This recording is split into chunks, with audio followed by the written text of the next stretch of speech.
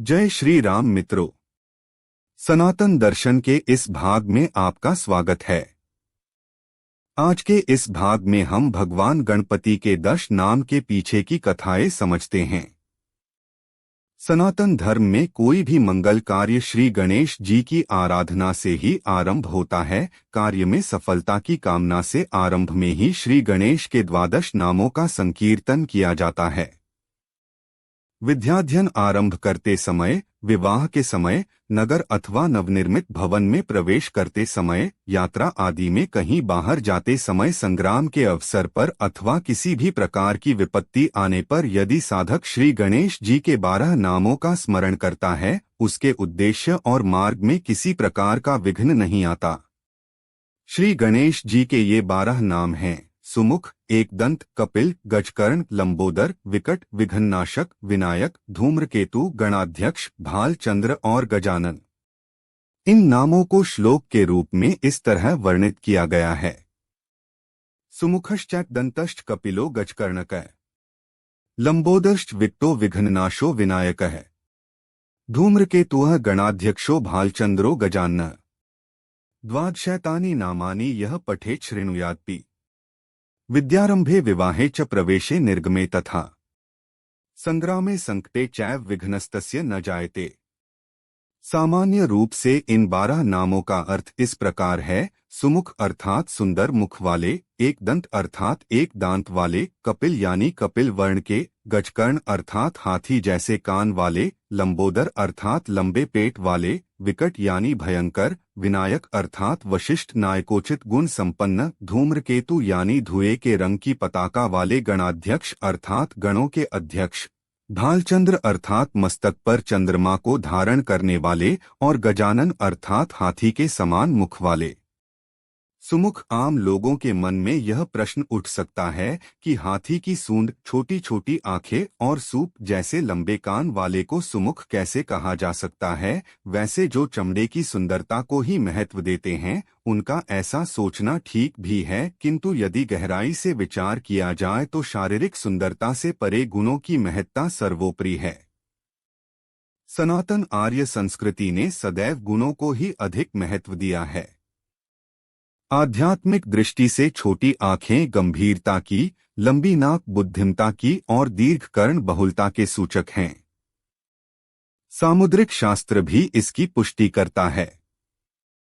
इस प्रकार सुमुख नाम श्री गणेश के गुणों के स्वरूप ही है। एकदंत श्री गणेश का दूसरा नाम एकदंत है। श्री गणेश का एक दंत होना इस बात का ज्ञान कराता है कि जीवन में सफल वही होता है जिसका लक्ष्य एक हो। दो वस्तुएं हमेशा द्वैत की परिचायक होती हैं। गणपति का एक दांत टूटा तो वे अद्वैत के प्रतीक बन गए। यह एकदंत का तात्विक पक्ष था, जिसे जानकर यह जिज्ञासा जागृत होती है कि हाथी के समान मुख वाले श्री गणेश के 2 दांत थे तो एक दांत टूटा कैसे। इस संबंध में एक पौराणिक प्रसंग है। एक बार भगवती पार्वती और शिव विहार कर रहे थे तो उन्होंने श्री गणेश को यह कहकर द्वार पर पहरे में खड़ा कर दिया कि किसी को भी भीतर न आने दें। तभी सहसा परशुराम वहां आए और भीतर जाने के लिए हठ करने लगे। बात इतनी अधिक बढ़ गई कि परशुराम को प्रहार करना पड़ा। फलस्वरूप श्री गणेश का दांत टूट गया। परशुराम ने जब अपने तीव्र धार वाले कुठार से श्री गणेश की भुजा पर प्रहार किया तो वह कुठार फिसलकर गणेश जी के दांत पर में गिरा और प्रचंड ध्वनि के साथ श्री गणेश का दांत टूटकर गिर गया। वह दांत जब परशुराम को नष्ट करने के लिए चला तो शिवगणों ने उसे रोक लिया। उस समय दांत की वक्रगति देखकर पृथ्वी कांप उठी, पशु चिघाड़ने लगे, सर्वत्र भय व्याप्त हो गया, देवगण भी हाहाकार करने लगे। अंत में भगदंत श्री गणेश जी की देवताओं ने स्तुति की। इस प्रकार उनका नाम एकदंत पड़ा।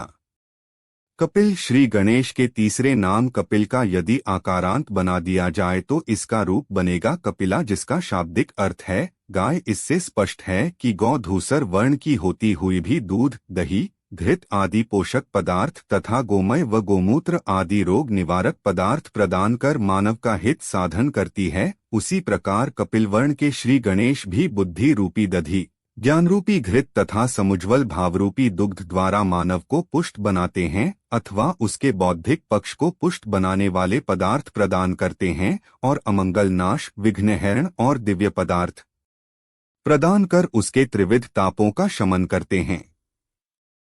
गजकर्ण आर्य संस्कृति में श्री गणेश को बुद्धि का अधिष्ठात्र देवता माना गया है। श्री गणेश के लंबे कान सब कुछ सुनने की क्षमता रखते हैं। शास्त्र हमें यह शिक्षा देते हैं कि सुननी सबकी बात चाहिए, किंतु कोई भी कार्य ऊंचे लोगों से विचार विमर्श के पश्चात ही करना चाहिए। यही सीख देने के लिए श्री गणेश जी ने हाथी के समान लंबे कान धारण किए हैं। श्री गणेश के लंबे कानों में यह रहस्य भी छिपा हुआ है कि क्षुद्र अर्थात छोटे कानों वाला व्यक्ति सदैव व्यर्थ की बातों को सुनकर अपना ही अहित करने लगता है। श्री गणेश के लंबे कान यह शिक्षा भी देते हैं कि व्यक्ति को अपने कान ओछे न रखकर इतने विस्तृत बना लेने चाहिए कि उनमें सहस्त्रों निंदकों की सभी अच्छी बुरी बातें इस प्रकार समा जाएं कि वे फिर कभी जिह्वाग्र पर आने का प्रयास न करें। आगे की कथा हमारे अगले वीडियो में साझा की जाएगी। आपको यह वीडियो कैसा लगा हमें कमेंट में अवश्य बताएं।